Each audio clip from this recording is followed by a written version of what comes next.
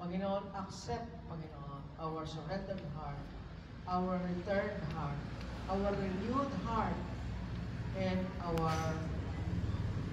holy heart before you. Lord, forgive us of our sins. Cleanse us from all unrighteousness.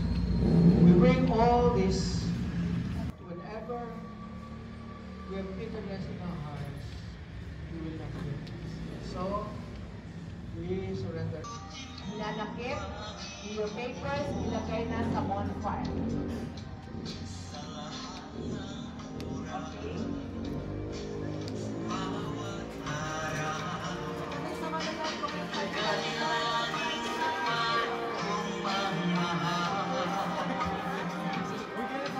Ang iyong kaaway magpapawalang